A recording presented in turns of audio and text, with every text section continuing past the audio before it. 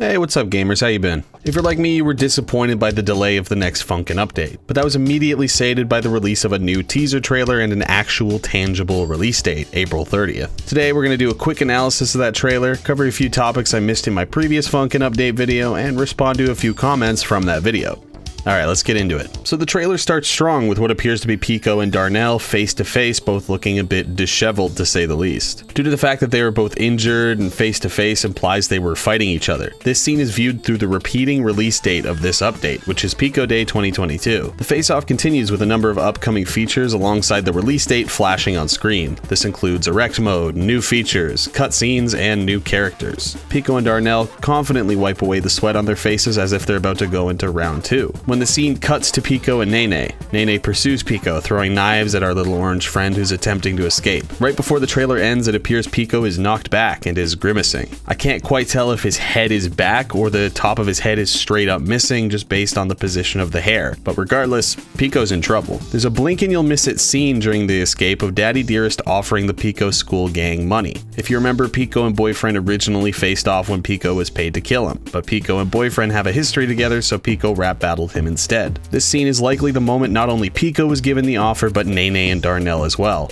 The footage in the background is distorted, but I could make out drone footage of a cityscape at night during the first half, then what appears to be dashcam footage afterwards, similar to how they used cityscape footage for the full-ass game Kickstarter trailer. Alright, back to Pico. During week 3, Pico challenges Boyfriend alone. Nene and Darnell are nowhere to be seen. I think it's likely that Pico never intended to kill Boyfriend, but to warn him of the offer they were given. With this, and Pico saving the day in week 7, we're most likely to see the consequences of their actions coming back to bite them. Daddy Dearest likely considered the end of week 7 the final straw and managed to convince Pico's friends that he betrayed them. The trio are thick as thieves, but money is a powerful motivator. The fact that this update comes out on Pico Day doesn't necessarily mean the entirety of the new content will be Pico based. I think that due to a lack of Boyfriend in this teaser that we'll be playing this new content as Pico and thus opening the possibility of playable characters besides Boyfriend. Again, we've got 4 confirmed playable characters from the original Funkin trailer that could very well be making an upcoming appearance in this update. That's really all there is to analyze in this trailer, as it is only 20 seconds, so let's talk about some developments that happened since my last Funkin update video.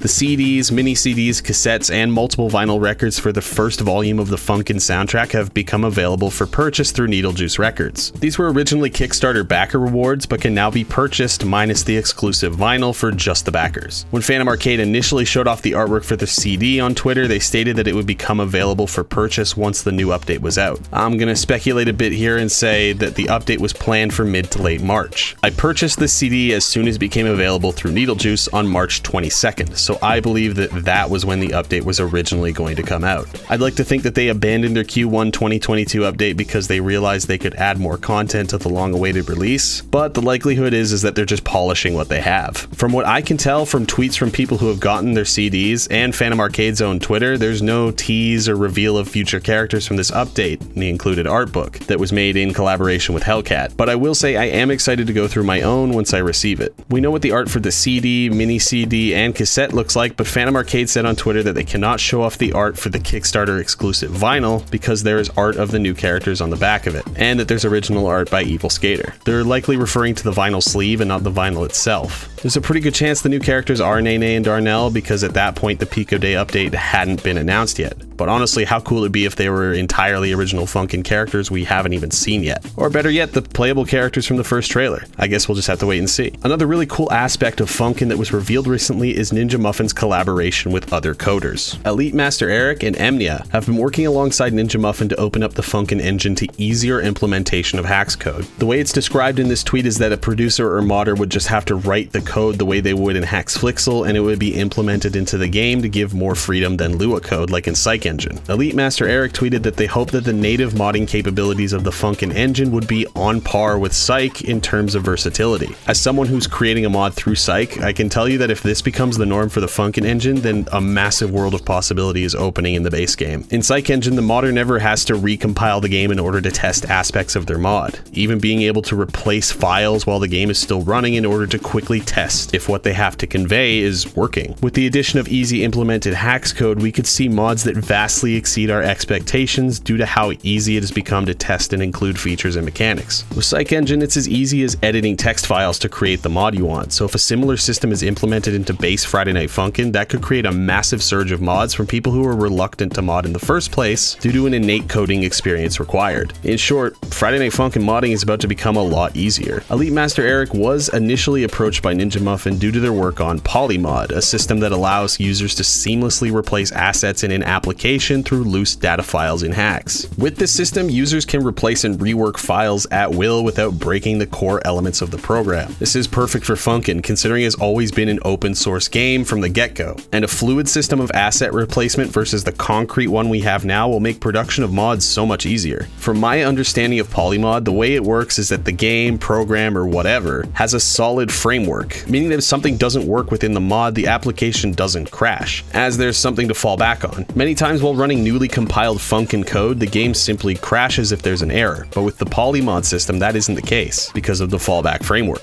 Polymod can also take assets from multiple mod folders and integrate them into its system, similar to how Skyrim's mod loader works. There is, however, a preference system while setting up mod directories, as the first implementation of an asset replacement will take priority. So just for example, let's say you install Funkin' Neo and then Indie Cross. Neo Boyfriend would take priority over the boyfriend files since they were the first directory. I know I said a lot of big words in a row just now, so I'll just say this. If the Polymod system is implemented into Funkin', then the risk of breaking the engine becomes obsolete, thus allowing mods to be produced with more freedom. Ninja Muffin isn't the only one getting help for Funkin', as in a reply to the new teaser trailer, Phantom Arcade gave credit to the artists and animators that worked on the cutscenes used. A big part of the Funkin' Kickstarter was to allow the team to actually be able to pay collaborators for their work, so it seems that money is actually being used beyond the Kickstarter backer rewards. As far as the music goes, we're not too sure who's collaborating with Kawaii Sprite on the OST, but I highly doubt that they're working on the beats alone. I kinda doubt that weeks 2 and 5 are the last we see of Monster. We're definitely gonna hear more songs from Bassett Films. With the update dropping in less than 2 weeks now, we're most definitely gonna be seeing more teasers, like this production frame dropped by Phantom Arcade recently. Alright, let's have a little discussion about these comments on my previous video. RT Diamond says, I'm just hoping that if they add Pico as a playable character, either Nene, BF, or Cassandra will appear as the girlfriend. This comment predates the new teaser trailer, so that was actually a really good guess. I know that there's a leak that allegedly came from 4chan of Darnell's full songs and animations with Nene on the speaker, but from what I can tell, this leak happened after the teaser trailer dropped, so there's a chance it's fake. The art and music is very similar to the base game, and the mod Alcoholic DJ put together to showcase the leaked assets is incredibly convincing, but I'm still taking it with a grain of salt considering how good the modding community has become at emulating the base game. Though this official art by Phantom Arcade with Nene's tongue sticking out does match the leak, so, take that as you will. Lisa McGill says, I'm hoping to see Cassette Girl in the future, even though somebody made a mod for her already. Yeah, that mod by Mong Mong was really good, and Saraki did a good job on the OST, like I still listen to it while working on videos and stuff. Cassette Girl is confirmed, it's just when we're gonna see them is the issue, but I'm hoping it's sooner rather than later. Sky Mixel comments, I think Ritz, Hank, and Cassette Girl will be the last characters for the demo. Erect remixes for every week can also be an option, and I really hope we get cutscenes. Well, good news, both cutscenes and Erect difficulty have been confirmed for this update, but they refer to it as Erect mode, probably meaning that it's an entirely new difficulty tier above hard as opposed to a whole new set of songs, with their own difficulty. Again, Hank and Cassette Girl are confirmed from the first trailer, but Ritz is confirmed through a Ninja Muffin Reddit AMA from last year. But again, we don't know when. Twisted Clover says if they release it on Steam, I could see a built-in workshop feature for user-generated content to be published. I'm pretty sure Ninja Muffin has stated in the past they don't want to have their mods go through Steam Workshop to not alienate people who play the game off of that platform. But I think what you're saying is that they should have a system similar to that on all versions of the game. I'm pretty sure that's why they brought the Polymod creator on to help with the coding, is for that exact reason. And for all we know, there could be online implementation of that too, like a content browser of sorts to quickly and efficiently share mods. Do I think that's possible? Yeah. Do I think it's going to come out with this new update? No. Building something like that from the ground up is going to take a lot of time, and I honestly can't see that reaching fruition until the game is done and released. But we'll see. And finally, the Sourer Evie comments, idea for the new playable characters. When you beat one of the characters, you unlock them and a new story set. Like a Pico story could be him completing his assassin request. quests. I do think that's how they're going to go about introducing new characters into playable ones, and a character select for each song isn't completely out of the question. Like I stated in my last video about this, there's now multiple channels for voice files, so the idea that a player's vocals can be swapped out based on who they're playing as is a very likely possibility. I do also like the idea of a party system. Like if they bring back dodging and attacking mechanics they planned on adding, then each character could have special variants of that or just special abilities in general. I also do think that many of the characters are going to be the main focus of certain weeks, as opposed to a boyfriend all the way through, as seen in the teaser having a distinct lack of boyfriend. And that's my analysis, updates, and conversation about the upcoming Funk update. I know I'm excited, and the fact that it's already less than 2 weeks away it's just unreal. Alright, thanks for watching. Until next time.